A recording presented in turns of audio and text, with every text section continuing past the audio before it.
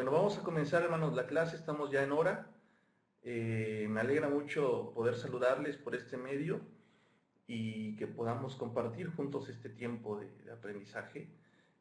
También quiero, pues, felicitar a los hermanos que ya me han enviado sus trabajos. Hasta ahora tenemos 25 trabajos enviados, por lo menos en lo que revisé hace unos minutos. Y pues me alegro y bendigo a Dios por los que han hecho ese esfuerzo de hacer su tarea y enviarla con tiempo. Sé que han hecho un esfuerzo porque además de ocuparse de eso, pues están ocupados con sus labores cotidianas, con sus trabajos, con sus ministerios, con sus familias, ¿no? Y bueno, también a los que aún no me envían la tarea, hermanos, les invito a que hagan un esfuerzo para que a la brevedad me la hagan llegar. Sí, por favor. Vamos a orar, hermanos, antes de comenzar propiamente la clase de hoy.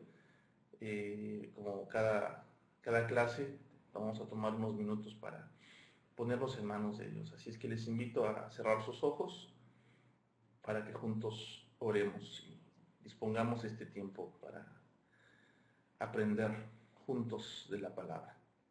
Oremos.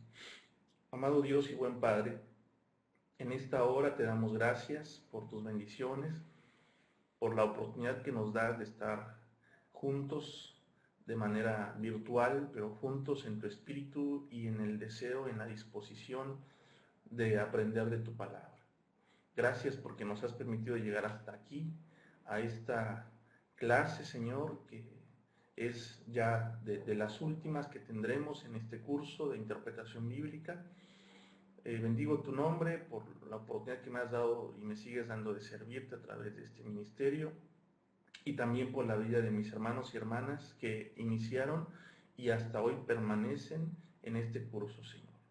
Seguramente ha habido momentos difíciles, desafiantes, que han tenido que superar y por tu ayuda lo han hecho, Señor. Permítenos tener este tiempo de aprendizaje y disfrutarlo y aprovecharlo al máximo. Bendice a todos los que están conectados y a los que no están por alguna razón, también los ponemos en tus manos y ojalá que puedan integrarse posteriormente de forma diferida a esta clase. Gracias por todo, nos ponemos en tus manos en el nombre de Jesús. Amén. Bueno, hermanos, iniciamos entonces la clase. Les decía que están invitados los hermanos que no han enviado su tarea, que lo hagan, hermanos. De preferencia, háganlo subiendo el archivo a la página de cepadi.org/Moodle, como se les ha indicado. Es lo ideal. Si no, bueno, mándenmela a mi correo.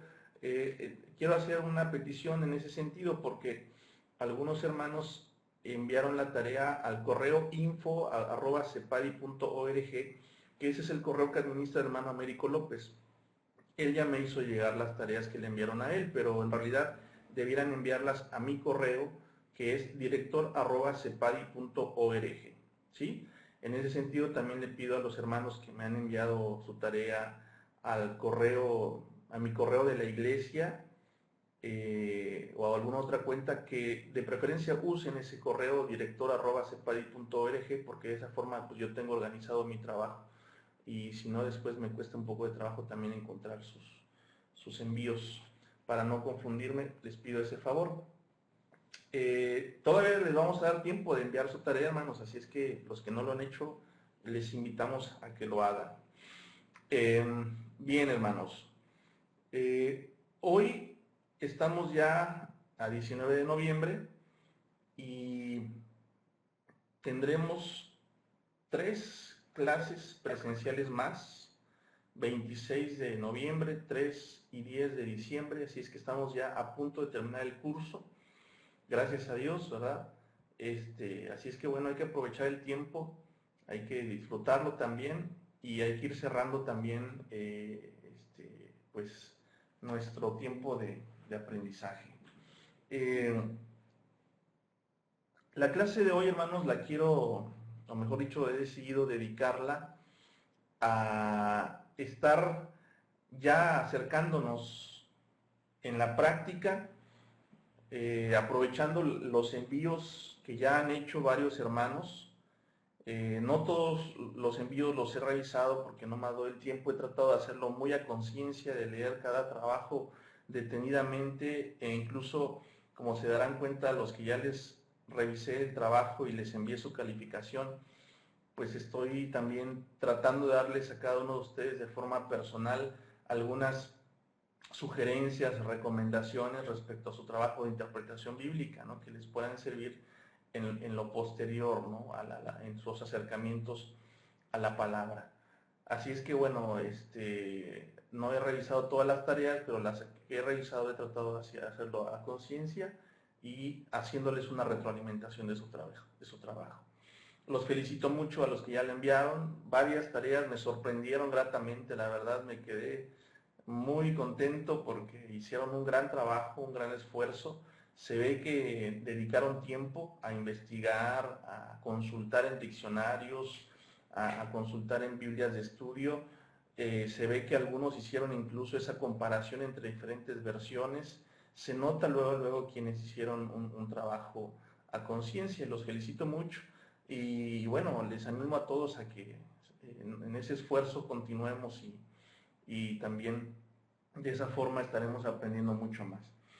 En razón entonces de algunos aspectos que ya varios de los que enviaron su tarea ya han estado compartiendo, quisiera basar la clase de hoy precisamente para que los hermanos que aún faltan por enviar su tarea tengan una motivación y tengan algunas referencias que les pueden servir, ¿sí?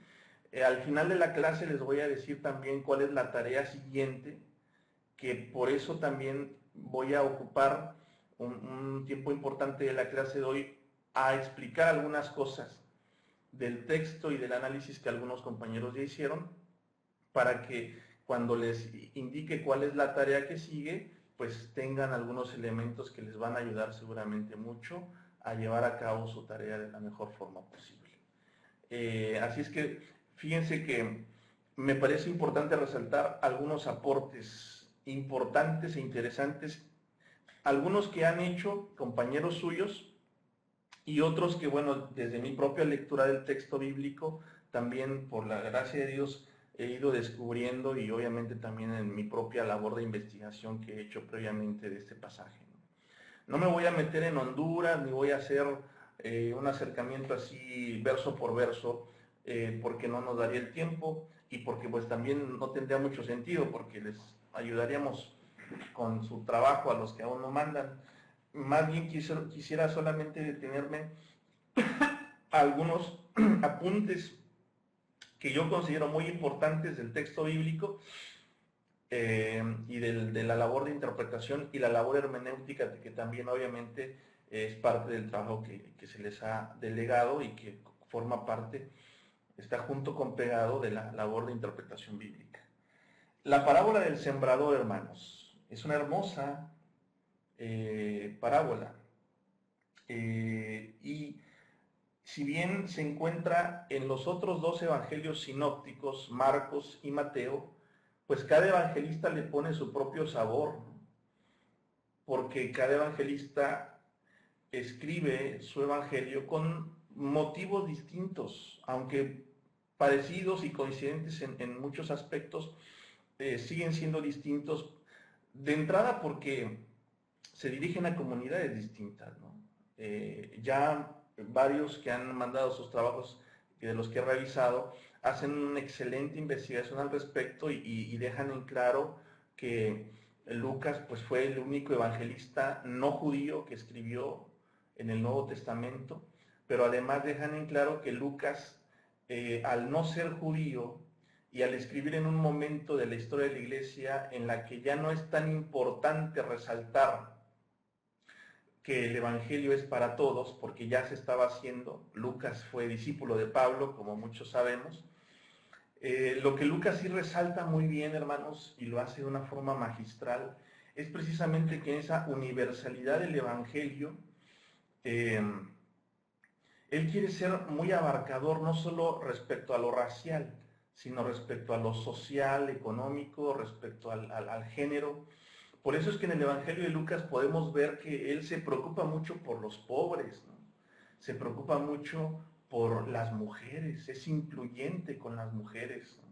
Un dato interesante del texto es que precisamente en el marco de la parábola del sembrador, los versos primeros del capítulo 8, Lucas está narrando que muchas mujeres eran discípulas de Jesús. Acompañaban a los 12 y da los nombres y referencias de cada una de ellas. Eso es muy interesante. Es el único evangelista que hace esa referencia a las mujeres que seguían a Jesús de forma tan puntual, con nombres y apellidos, con nombres y referencias.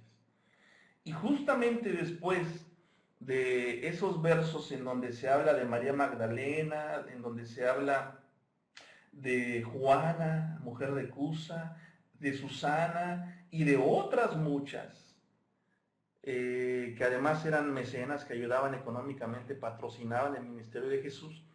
Después de mencionar esas mujeres, se habla de la parábola del sembrador. ¿Coincidencia? No lo creo. El evangelista Lucas, como varios también ya han comentado y han escrito en sus trabajos, no era inocente al respecto. Lucas, podríamos decir que es el único evangelio con preocupaciones históricas.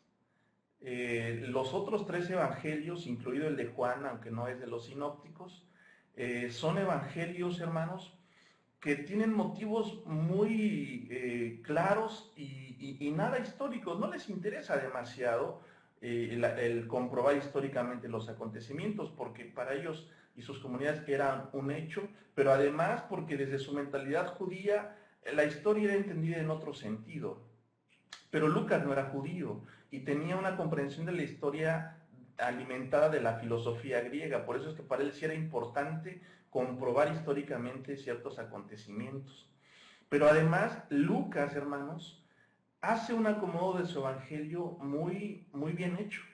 Como algunos incluso también ya escriben en sus trabajos, el evangelio de Lucas usa un griego más refinado que los otros 3 evangelistas. Sigue siendo un griego común, un griego del pueblo, pero es un griego mucho mejor cuidado, tanto en el lenguaje como en la estructura del libro. Lucas es más cuidadoso. Entonces, no es casualidad que justamente antes de la parábola del sembrador, Lucas mencione a las mujeres. Va a hablar de la importancia de ser buena tierra, y antes de hablar de eso, habla de mujeres. Va a hablar de la importancia de escuchar, y antes de hablar de escuchar, habla de mujeres, ¿no? Qué interesante, ¿no? Es un dato interesante. Entonces, hermanos, en Lucas tenemos, como decía hace un rato, una preocupación muy marcada en que el Evangelio se entiende y se vive de manera universal. Es incluyente a mujeres, a pobres, ¿verdad? Y también un dato interesante de Lucas es de que es un evangelio que hace mucho énfasis en el Espíritu Santo. Si bien el evangelio de Juan también hace un marcado énfasis en la labor del Espíritu Santo, Lucas lo hace de forma singular, porque además recordemos que en Lucas tenemos un enlace histórico entre el ministerio de Jesús, desde la infancia incluso, hasta obviamente la muerte y resurrección, para después unirlo con la recepción del Espíritu Santo de parte de los discípulos y el posterior envío misional, ¿no? Entonces, que se narra en Hechos de los Apóstoles. Entonces, en Lucas, el Espíritu Santo es un tema que recorre del principio del Evangelio hasta el final del libro de Hechos de los Apóstoles, su escrito, ¿no? El Espíritu Santo es el hilo conductor que va guiando los eventos narrados desde el principio de Lucas hasta el final de Hechos de los Apóstoles. Que eso es algo que vale la pena resaltar.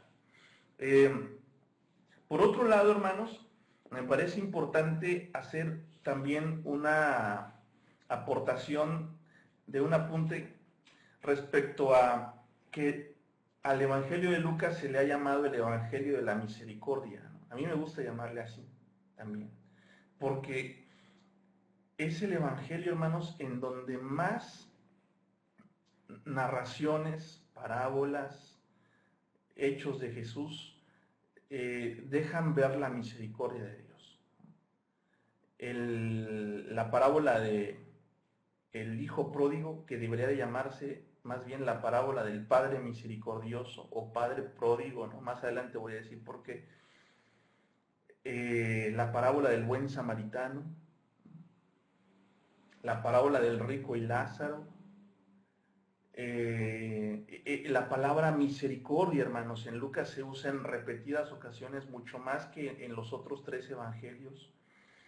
Y esas parábolas y esa repetición de la palabra misericordia nos deja ver que para Lucas el tema de la misericordia de Dios es fundamental. Por eso es que se le llama el Evangelio de la Misericordia. Y eso es importante tomarlo en cuenta a la hora de leer la parábola del sembrador. Silvina en su trabajo menciona a la parábola del sembrador como la parábola del buen sembrador. Me gustó esa referencia. ¿Se acuerdan que la parábola del buen samaritano tiene ese adjetivo, ¿no? Del samaritano, buen samaritano. Bueno, acá la parábola del sembrador está muy bien dicho decir la parábola del buen sembrador. ¿Por qué? Bueno, porque si un tema recurrente de Lucas es la misericordia, hermanos, el sembrador que narra es un buen sembrador. Es un sembrador misericordioso, amoroso, pródigo. Y ahora sí explico esa referencia. La palabra pródigo significa, en términos muy sencillos, derrochador. Por eso es que al hijo menor del Padre misericordioso se le llamó el hijo pródigo, ¿no? Porque derrochó la fortuna o la mitad de la fortuna de su padre, la mitad de la herencia.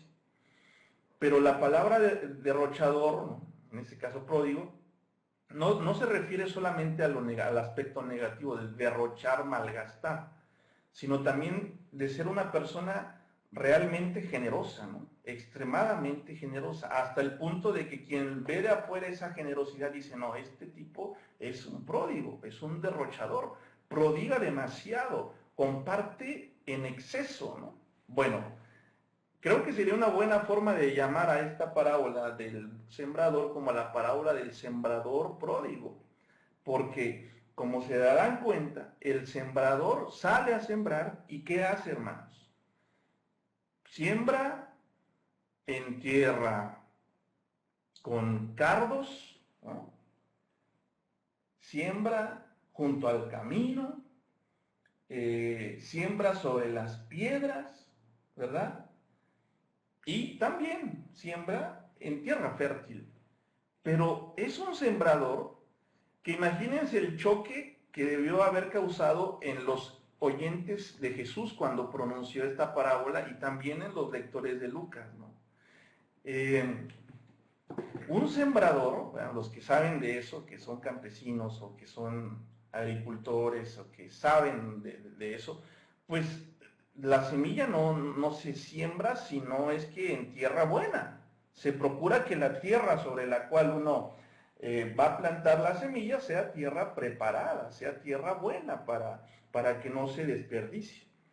Pues este sembrador sale a sembrar y lanza sobre las piedras, lanza sobre los espinos, lanza junto al camino y eventualmente también sobre tierra buena. O sea, pareciera un tanto absurdo, ¿no? El trabajo de este sembrador, o sea, pues de qué se trata, ¿no? De desperdiciar, ¿no? Es un sembrador pródigo, derrochador, ¿no? Así como el padre de este muchacho es un padre derrochador de amor, este sembrador es un derrochador de semilla, en el buen sentido, porque él quiere que la semilla llegue y cause un efecto transformador en las personas, ¿no? Pero no mide su amor. Su misericordia es tal por el mundo que lanza la semilla y si cae en tierra buena, qué bueno, va a dar fruto al 100 por 1, que más adelante vamos a hacer una referencia a esa mención. Pero si no, bueno, se intentó, se sembró, ¿no? Esa referencia, hermanos, no sé si les causa algún efecto a ustedes, ¿no? De cómo a veces nosotros como iglesias, cuando decimos que vamos a evangelizar, como que, bueno, medimos, bueno, si lo merece, no lo merece, aquí vamos a predicar, si será que va a tener efecto o no la palabra, si será que vale la pena gastar tiempo en perengano de tal, o mejor le predicamos a alguien que esté más dispuesto, ¿verdad? A veces no somos tan pródigos nosotros, ¿no? Como el buen sembrador, a veces nosotros sí medimos, sí contamos las semillas y sí pensamos sobre quién las vamos a sembrar, ¿no? No sé si les causa a ustedes un efecto como a mí me causa eso de que a veces nosotros deberíamos de ser más buenos sembradores, más derrochadores en el buen sentido de que el evangelio se lleve y se siembre, aun y cuando haya personas que nosotros creamos que están llenos de piedras o a un lado del camino, o que sean personas que estén inundados de maleza. Deberíamos de ser más derrochadores tal vez, ¿no? Es una reflexión que me surge. Otra cosa, hermanos, que la palabra nos dice también, tiene que ver con la tierra fértil, ¿no? La tierra fértil, hermanos, es en la única en la que se produce el efecto transformador. Y eso también nos dice algo muy importante, porque el hecho de que Jesús hable de tierra fértil y hable de que en esa tierra fértil es en la que se produce fruto, nos dice entonces, hermanos, que ser tierra fértil pues es ser blandos, nobles, tener un corazón dispuesto y humilde al Evangelio, ¿no? A la palabra. Y eso también nos dice algo muy importante a nosotros, porque nos dice entonces, hermanos, que para que nosotros seamos tierra fértil debemos de ser nobles, debemos de procurar la humildad en nuestro corazón, ¿no? La nobleza, la disponibilidad para que lo que Dios nos dice en su palabra realmente genere transformación en nuestras vidas. ¿No les parece? Es un apunte interesante también. Y en ese mismo sentido, entonces, en la parábola encontramos un dato que resulta interesante, y es el hecho de que, fíjense, cuando se dice que la semilla que cae en tierra fértil produce fruto al 100 por 1, se están diciendo dos cosas importantes. La primera es que la tierra fértil, al recibir la semilla, se convierte en semilla. La tierra fértil se convierte en semilla. Y aquí quiero hacer alusión a algo que Evelyn Jiménez apunta en su labor hermenéutica. Me gustó mucho esa parte en la que ella escribe, ¿no? Y ella habla de que nosotros somos semilla. Al leer al primer momento dije, no, pero hay un error, porque en realidad la tierra y el tipo de tierra hace referencia a nosotros. Y Evelyn hacía referencia a qué tipo de semilla soy, ¿no? Puede ser que haya una confusión, pero eso también me parece importante resaltarlo en el siguiente sentido. Cuando en mi corazón hay nobleza, cuando en mi corazón hay humildad, hay disposición a que la palabra de Dios entre y penetre hasta lo más profundo, entonces mi vida no solo es tierra, no solo es algo pasivo que espera ser cultivado por Dios, sino que mi vida se convierte en semilla. Porque esa semilla sembrada en mi vida, dispuesta, dócil, combinada con lo que yo tengo como tierra, que son elementos indispensables para que la semilla germine y dé fruto, hace que nos volvamos una sola cosa, la semilla y la tierra. Y entonces, al estar siendo una sola cosa, porque la semilla toma las propiedades de la tierra en la que es sembrada, ¿no? Los minerales, el agua, los fertilizantes naturales que tiene la tierra alimentan a la semilla. Y de tal forma que se fusionan y en esa fusión se convierten en una sola cosa y entonces esa tierra se convierte también en semilla y entonces, y solo entonces, es cuando esa palabra produce frutos, pero frutos al 100 por 1. Y fíjense bien en esto también, que es un detalle muy importante, que me llama la atención que, por lo menos en los trabajos que he leído, no lo mencionan, y es el hecho de que ese nivel de producción del que habla Jesús es evidentemente una exageración, ¿verdad? Una hipérbole se le llama. Porque ningún campesino de su época tuvo nunca, de la época de Jesús me refiero, tuvo nunca un rinde tan impresionante como el que habla Jesús.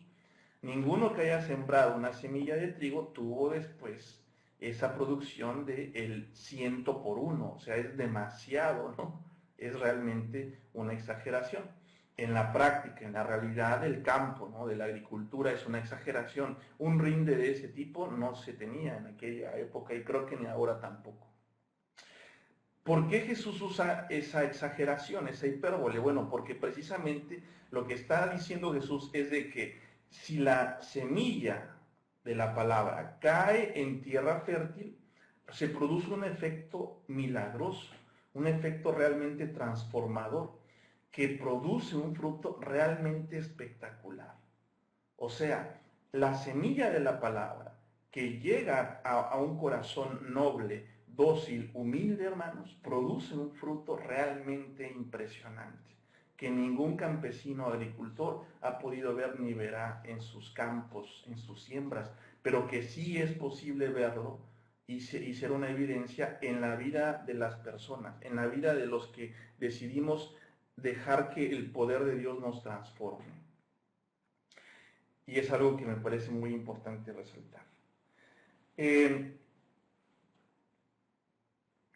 Por eso es que también, como decía hace un rato, no creo que sea accidental que Lucas haya acomodado la narración de que en el ministerio de Jesús había mujeres involucradas, muchas. Menciona algunas cuantas con nombre y referencias, que sería el equivalente a nombre y apellido en nuestro tiempo, pero además al final del verso 3 dice que había otras más. No es casualidad que Lucas haya puesto a mujeres antes de la parábola del sembrador. Porque entonces fíjense que el mensaje aporta otro significado fundamental.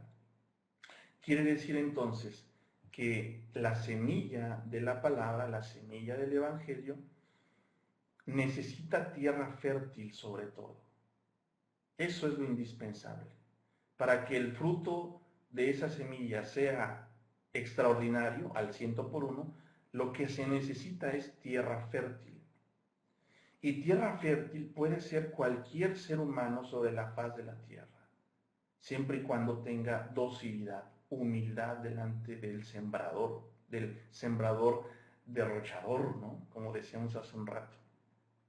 Nuestra actitud debe de ser de nobleza, de sencillez. Y precisamente yo creo que en nuestra sociedad patriarcal, en nuestra sociedad machista, que era muy parecida a la sociedad en esos términos por lo menos, a la sociedad en la que Jesús realiza su ministerio y también a la que Lucas escribe en su evangelio, los hombres eran orillados, como actualmente también lo son, a no ser tan dóciles, a ser más bien duros, ¿no? A ser más bien orgullosos, ¿verdad? Somos orillados a ser los fuertes de la casa, ¿no? Los que no se dejan ningunear, ¿no? Los que ponemos las normas, ¿no? Y esos prejuicios que nos han generado tanto daño porque son estereotipos, ¿no? Que surgen no de la Biblia, sino de las propias culturas pecaminosas que tienen que ser redimidas. esos estereotipos del macho duro, dominante, del que manda, del que no obedece, del que es el que impone, del que no deja que le impongan, del que es el violento, el que grita, el que sojuzga a los demás. Eso que nos han generado a lo largo de los años a los varones, nos ha hecho menos dóciles, promedio, porcentualmente, que las mujeres. Por eso es que en la mayoría de las iglesias, salvo algunas excepciones que tienen que ver tal vez con la migración de los varones, la mayoría, perdón, con la migración en general, en la mayoría de las iglesias, la mayoría de los miembros son mujeres, ¿no? Y normalmente, aunque también hay excepciones, la disposición mayor que hay al trabajo de la iglesia normalmente se da, por lo menos porcentualmente, un poquito más en mujeres.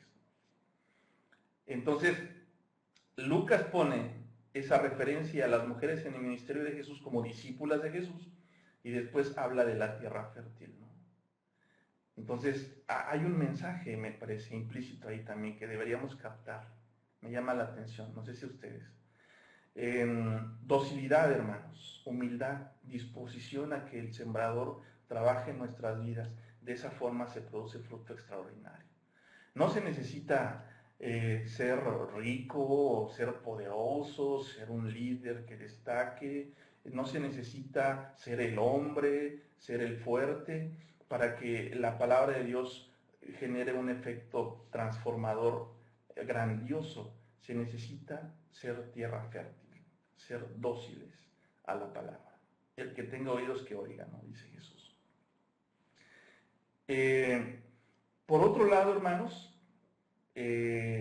también me parece importante el hecho de comprender algo que, a ver, denme un segundito que acá... A ver, las praderas...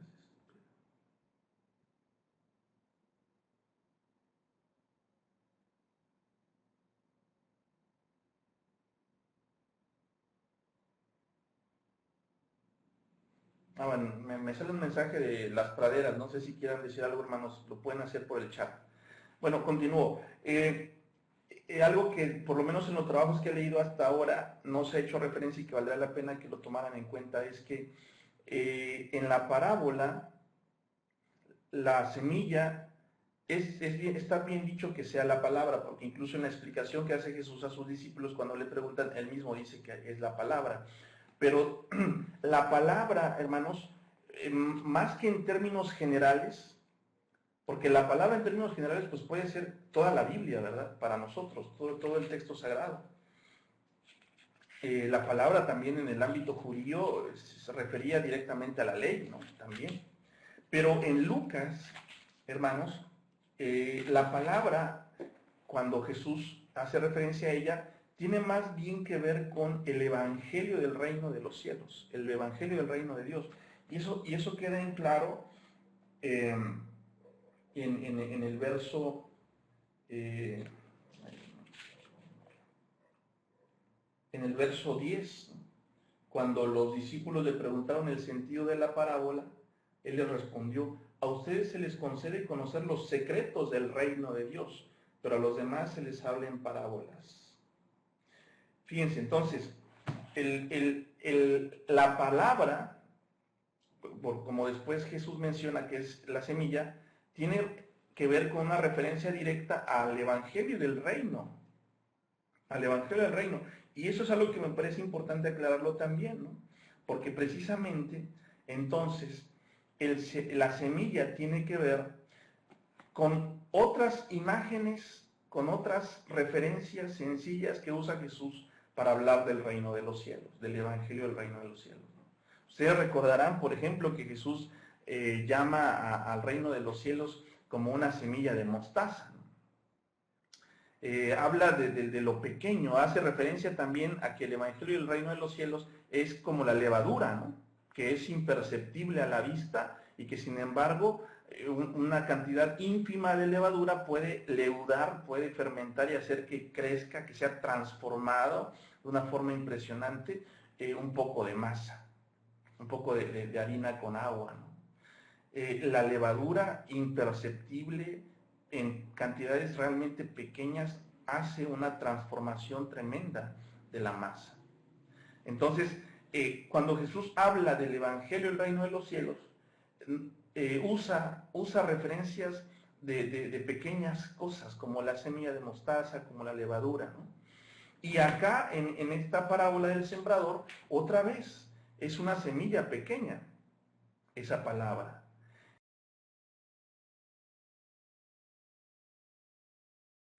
Eso es un dato importante, me parece a mí, porque precisamente eh, deja ver lo importante, hermanos, de observar los detalles y lo pequeño. Y lo importante de no dejarnos deslumbrar por lo grandioso y espectacular. Más bien ver que en lo pequeño está lo grandioso. En lo aparentemente insignificante está lo espectacular. Lo que genera transformación en este mundo, entonces, a veces no es lo que nosotros creemos que es más grande y más importante, sino más bien en lo que ni siquiera se deja ver a simple vista, como una semilla de mostaza, como un grano de trigo, como la levadura. El Evangelio del Reino de los Cielos viene en envases pequeños, ¿no? Y en ese mismo sentido, creo yo que vale la pena también mencionar que también en Lucas él menciona, él escribe cuando Jesús le dice a los fariseos, ¿no? Ante sus cuestionamientos, el reino de los cielos, del reino de los cielos no dirán, helo aquí, helo allá, sino que el reino de los cielos entre vosotros está, dice la Reina Valera. Y otras traducciones proponen algo que me parece interesante, que en lugar de decir entre vosotros está, debería decir está dentro suyo. ¿Qué quiere decir eso? Bueno, que precisamente esa semilla, que es el Evangelio del Reino de los Cielos, produce un efecto transformador grandioso desde lo pequeño que actúa dentro de cada persona. El reino de los cielos, por tanto, entonces, hermanos, no es algo externo a lo humano, sino algo que actúa desde adentro. Cada uno de los que hemos sido receptores de la semilla del Evangelio del Reino de los Cielos, estamos en un proceso de transformación. Y eso pequeño, que ha entrado a nuestras vidas también pequeñas, produce un efecto tan grandioso que se extiende en cosas realmente impactantes, ¿no? Para este mundo. Por eso considero interesante esa alusión que mencionaba hace un rato, que finalmente la semilla en un corazón dócil, la semilla en tierra fértil, produce que nuestras vidas sean semilla también. En ese sentido, el reino de los cielos en nosotros termina haciéndonos a nosotros también pequeños pero grandiosos granos que producen fruto al 100%. Y entonces ahí está otra vez la alusión a cómo medimos, hermanos, hasta qué punto nosotros hemos sido o estamos siendo tierra fértil. ¿Qué tipo de frutos producimos, ¿no? Y aquí me detengo también para hacer una alusión a uno de los trabajos que también ya revisé, en donde se habla precisamente de la labor hermenéutica y donde precisamente la hermana que hace ese aporte hace una referencia muy importante a su propia vida. Y aquí me voy a detener para decirles, hermanos, tanto a los que ya enviaron su trabajo como a los que faltan por enviarlo, que en su ejercicio de interpretación bíblica, además de ser importante la investigación y el tener una muy fuerte interpretación, una muy fuerte labor exegética, perdón, cuiden mucho y esfuércense mucho en la labor hermenéutica. En las preguntas que les dejé como guía para su trabajo, respecto a la labor hermenéutica, me detuve mucho en que esas preguntas les ayudaran a que la palabra les hablara a ustedes, a que la palabra les confrontara a ustedes, porque de eso se trata. Cuando nosotros estudiamos la Biblia, hermanos, como hemos mencionado ya en otras ocasiones, no la leemos desde la fría mente de un investigador, no la leemos desde alguien que por interés, curiosidad o por incrementar su conocimiento va a ese libro llamado Biblia a ver qué de novedad o qué interesante puedo aprender o qué cosa puedo saber para después impresionar. Cuando nosotros leemos la Biblia, hermanos, acudimos a ella como creyentes, como cristianos que vamos al alimento nuestro, que es la palabra, buscando que ese alimento nos hable, nos confronte. Por eso es que, además de leer nosotros la Biblia, labor exegética, debemos dejar que la Biblia nos lea a nosotros, labor hermenéutica. Que la Biblia nos interpele, nos afecte, nos ponga en aprietos, nos diga, oye, estás mal, no estás siendo tierra fértil como debería serlo. Tus frutos no son tan nobles como deberían de serlo, no son tan abundantes en misericordia. Si el Evangelio de Lucas es el Evangelio de la misericordia, si el sembrador es un sembrador bueno, pródigo, derrochador de evangelio y de amor, y nosotros no estamos derrochando amor, derrochando misericordia, hermanos, tal vez no seamos todavía lo suficientemente tierra fértil para que el efecto poderoso del Señor haga germinar al 100 por 1 de nuestra semilla tierra o de nuestra tierra semilla lo que el Señor puede hacer. Es interesante el hacer ese acercamiento al texto, dejándonos hablar por él, hermanos, dejándonos confrontar por él. No sean fríos a la hora de leer la palabra, hermanos, sean sensibles. Oren mucho antes de acercarse a la palabra, a estudiarla. Oren, hermanos, y después de estudiarla, oren otra vez, pero con una verdadera devoción, diciéndole, Señor, dime lo que tú quieres que yo haga. Habla, Señor, que tu siervo oye, ¿no? Como decía el profeta. Finalmente, hermanos, me parece importante resaltar que precisamente en el Evangelio de Lucas y específicamente en la parábola del sembrador, se nos deja en claro que la intención de ese sembrador, más que producir cantidad de seguidores, quiere producir calidad de discípulos. Es derrochador, sí, es buen sembrador, despilfarrador, podríamos pensar desde fuera, porque siembra en todas partes. En una de esas, esa tierra con cizaña se abre un poco y lucha contra su cizaña y permite que la palabra sembrada, que el evangelio sembrado germine. En una de esas, esa tierra llena de piedras, a pesar de eso, hace un esfuerzo y se abre paso esa semilla entre las piedras y germina. Es un sembrador que se da la oportunidad a todos, sin discriminación. Si tienes oídos, eres posible receptor de la palabra se te va a hablar a ti. Pero al final, el interés del sembrador es que su palabra halle cabida en un corazón noble, sencillo, humilde, y entonces produzca fruto de calidad. Jesús tuvo muchos seguidores y eso Lucas también lo deja ver en su evangelio. Para Lucas es un dato importante ese de la gran cantidad de seguidores que tuvo Jesús. Mucha gente, muchos aplausos, mucha admiración, mucha fama, se hizo muy famoso Jesús, pero ¿cuántos estaban realmente comprometidos con el reino? De todos esos que lo seguían, que lo aplaudían, que lo admiraban tanto. ¿Cuántos realmente estaban comprometidos con el reino? Pues la verdad es que eran muy pocos, eran unos cuantos. Entonces, el mensaje de Lucas, hermanos, también tiene que ver, como decía hace un momento, más que en la cantidad, en la calidad. Más que en las manifestaciones masivas de aceptación y de aprobación, la cuestión estaba en la calidad. No importa que sean pocos, podríamos leer entre líneas. No importa que sean pocos los que se comprometan en la tarea, lo importante es que sean radicales, que tengan la capacidad de entregarse por completo a la tarea de la instauración del reino, hermanos.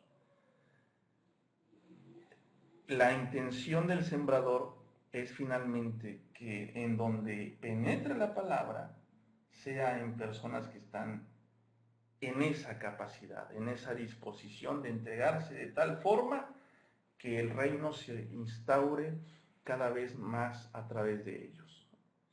Y ahí también tenemos un mensaje muy importante, ¿no, hermanos? Para nuestras iglesias, para nuestros ministerios pastorales o de evangelización. ¿Qué es lo que queremos, hermanos? ¿Qué hay en nuestras iglesias?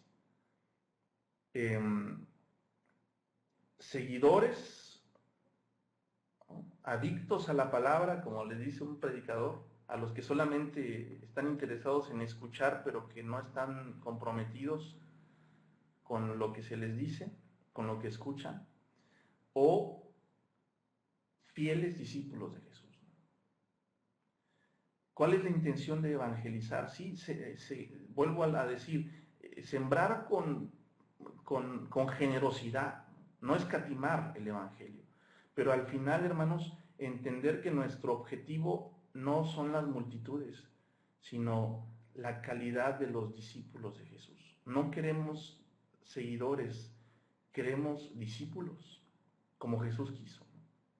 Hay un autor que escribe sobre liderazgo y que él decía, la función del líder es producir más líderes, no más seguidores. Y yo creo que en ese sentido Jesús tenía esa intención también. No le interesaba tener muchos seguidores, le interesaba generar discípulos comprometidos hasta las últimas consecuencias con él. Un discípulo comprometido vale más que 10 o 20 seguidores, pero que solo escuchan y no hacen, hermanos. ¿No lo creen? Bueno, hasta aquí los apuntes importantes o interesantes del texto, hermanos. Quisiera dejar estos últimos minutos para que si alguien tiene alguna pregunta en referencia al texto de Lucas 8, ¿verdad? De la parábola del sembrador, o en referencia a la tarea que les ha sido encomendada, en el caso de los que aún no la entregan. Si alguien tiene alguna pregunta, es el momento de hacerla, o algún comentario también de lo que he dicho en esta clase, adelante. Después de sus participaciones y de tratar de dar respuesta a sus preguntas, voy a decirles cuál es la siguiente tarea. Así es que bueno, espero, los leo.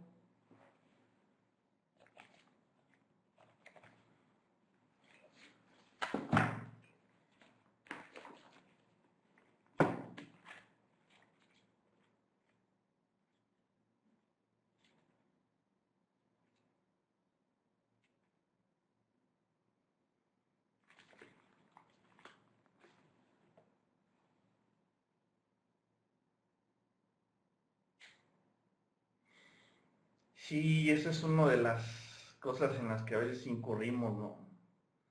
Sí, yo también reconozco que a veces nos hemos preocupado por los números más que por el compromiso. Pero ya estamos enderezando el camino, que Dios nos ayude a hacerlo bien. Así es. Gracias por el comentario, hermanos de Bogotá. ¿Alguien más tiene algún comentario, alguna pregunta, hermanos?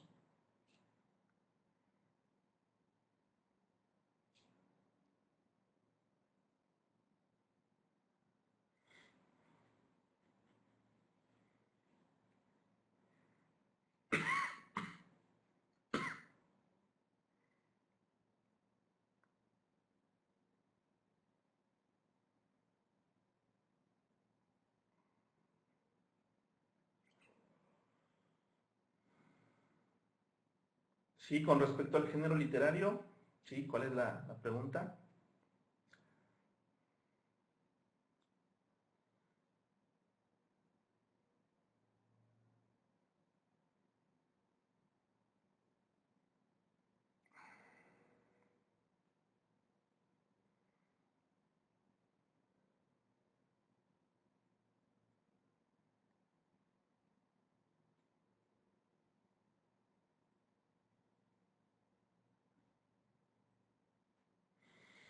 Sí, el Evangelio propiamente es un género literario, ya que lo inventaron los evangelistas, ¿no? Marcos fue el inventor de ese género literario, no existía antes de Marcos.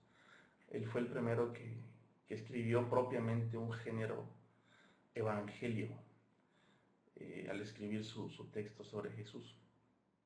Pero ese género literario en lo general incluye obviamente diferentes modos de decir las cosas, genealogías en el caso de Lucas y de Mateo, lo que le llaman los estudiosos al Evangelio de Lucas en particular, sí se le puede decir que es una narración histórica, no a Mateo y a Marcos, me parece. Pero en el de Lucas sí, porque en Lucas cuida de que su evangelio sea también una, una narración histórica, ¿no? Y específicamente, obviamente el texto que estamos estudiando es claramente una parábola, ¿verdad? Pero como parábola pertenece a los diferentes tipos de narraciones que hay, ¿no? ¿Se acuerdan cuando estudiamos el libro de Ruth?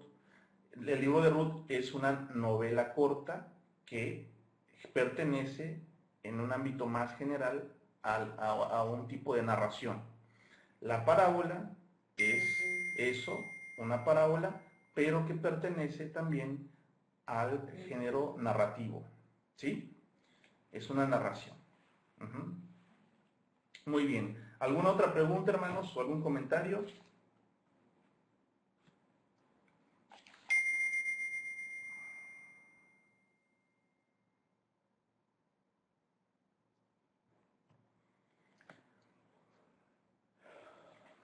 Bueno, hermano Mauricio Yanchapanta, ¿cómo sabemos que Lucas no es judío?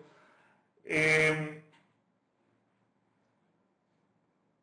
sí, hermano, eso es algo que sí está, yo diría que plenamente confirmado. Hay varias formas de comprobarlo. Una es el propio lenguaje que usa Lucas, ¿no? Los que saben griego, nosotros no sabemos, pero los que saben griego, este, han analizado el uso del lenguaje de Lucas que usa en su Evangelio y en el libro de Hechos de los Apóstoles, y está muy claro que el que escribió esos textos pues era alguien que conocía muy bien el idioma, que conocía muy bien los términos que se usaban en el mundo griego propiamente, y que no tenía ni el interés ni el uso de conceptos semíticos. Por ejemplo, el término rabí, Lucas nunca lo usa.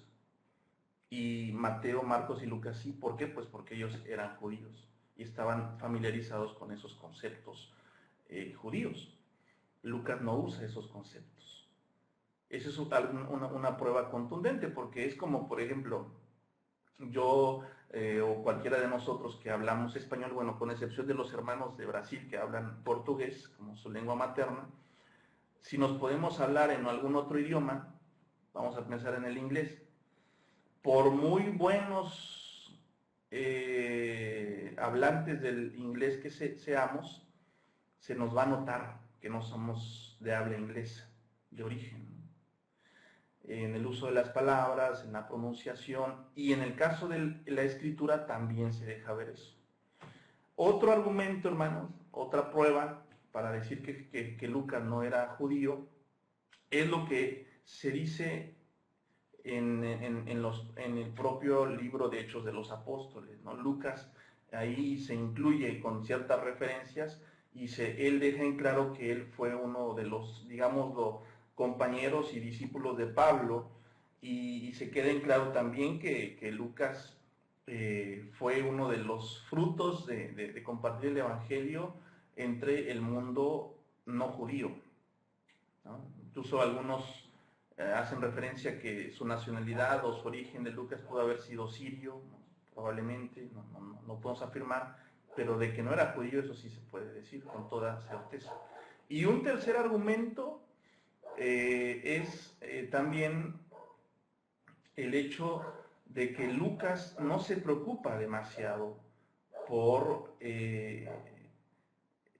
hablarle en sus términos y en sus conceptos a los judíos. O sea, Lucas se nota en su evangelio que su mensaje es un mensaje bien universalista. Y en eso ya se nota entonces que no era una persona judía, porque no está tan ocupado de ese pueblo, sino de la iglesia en general, ¿sí? Y bueno, eso podría decir al respecto. Hermano Mauricio.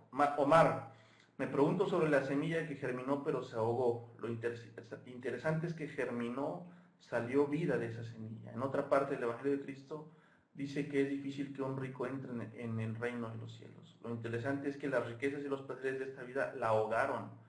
Otro de los temas prominentes en Lucas, los ricos que confían en su riqueza. Sí, sí, Omar, es un buen apunte el que haces, ¿eh? Precisamente como para Lucas son muy importantes los pobres, que ya lo habíamos mencionado, por, ¿cómo se dice? Bueno, lleva junto con pegado que Lucas deja en claro que la riqueza es un gran peligro, ¿no? Y como Jesús mismo explica de esta parábola, la semilla que cae en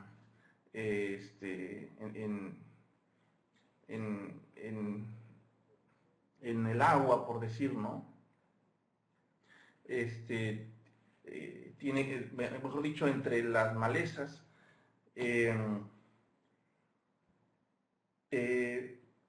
sí puede germinar, pero al final esa lucha que hay entre el Dios verdadero y el Dios de las riquezas termina ahogando muchas veces la semilla del Evangelio del Reino de los Cielos. Por eso es peligrosa la riqueza, porque la riqueza puede ahogar en muchas ocasiones el Evangelio. Es un buen apunte el que hace, ¿no? Muy bien. Bueno, hermanos, estamos ya para terminar la clase de hoy, estamos llegando a la hora. La tarea, tomen nota, igual lo vamos a publicar en Facebook y en la página del cepadi.org. Pero la tarea, hermanos, voy al pizarrón para anotarla y que la puedan ver. Igual les digo, va a estar en la página y en el Facebook. La tarea consiste en lo siguiente, miren. Ya hicieron, o espero, los que les falta todavía, bueno, todavía tienen tiempo para hacerlo, la labor exegética y la labor hermenéutica, ¿no? Bueno, esas dos cosas que tienen que ver con las preguntas que se les dieron para guía de su trabajo, ya hicieron eso, o ya lo van a terminar, o ya lo van a hacer. Bueno, una vez que tienen eso, lo que les quiero pedir es que se imaginen o supongamos que tienen que darle la enseñanza que transmite la parábola del sembrador, pero a un auditorio compuesto solo por niños, que es otro de los grandes temas que Lucas aborda. Para Lucas los niños son muy importantes también, creo que no lo mencioné hace un rato, pero me faltó. Los niños son muy importantes para Lucas. Entonces, vamos a partir de la siguiente pregunta. Después les pongo algunos otros detalles, ¿no? ¿Cómo enseñarías el mensaje de la parábola del sembrador a niños?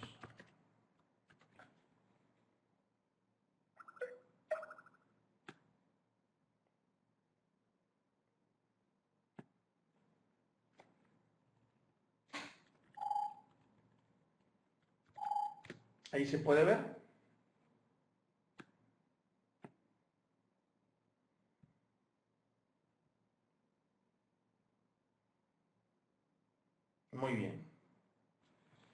Sobre esa pregunta y otras más que les voy a dejar ahí, orientaciones para su trabajo, vamos a estar trabajando esta semana.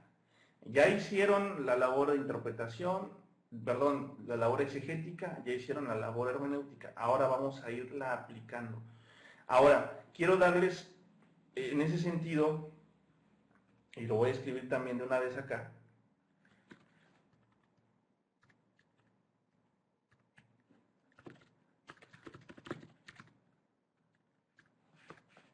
ay, acá se me borró algo acá, no sé qué hice. Bueno, voy a volverlo a escribir.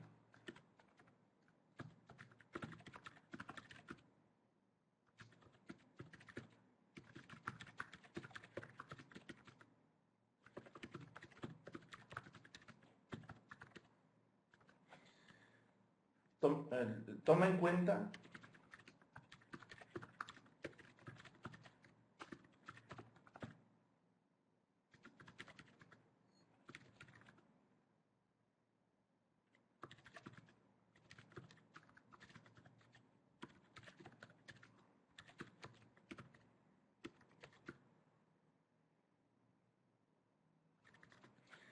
Toma en cuenta que es una narración, la parábola del buen sembrador.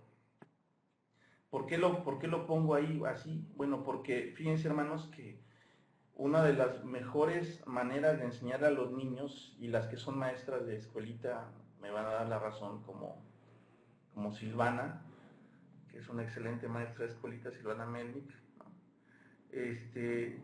La mejor manera de enseñar a los niños es una de las mejores maneras es a través de narraciones, de cuentos, ¿no? A los niños les encantan los cuentos. Entonces, tomen en cuenta ese apunte. ¿Me escuchan, verdad? Bueno, entonces, la tarea es esa, ¿no? ¿Cómo enseñarías el mensaje de la parábola del buen sembrador a niños? Tomen en cuenta, esa es la otra parte de una pauta para la tarea, que la parábola es una narración y que pueden usar el recurso de la narrativa para enseñarle a los niños, ¿no? Decía hace un rato, a los niños les encantan las historias, los cuentos, entonces lo que podrían hacer, lo que les sugiero es que hagan una relectura de esa narración y escriban una narración adaptada a los niños de su iglesia, con conceptos que sean más accesibles para ellos, con este mensaje, mejor dicho, con elementos que sean cercanos a su entorno, pero sobre todo, obviamente, con la intención de que los niños, a los que ustedes en ese supuesto les van a enseñar el mensaje de esta parábola, les quede bien en claro el mensaje. ¿Sí, hermanos?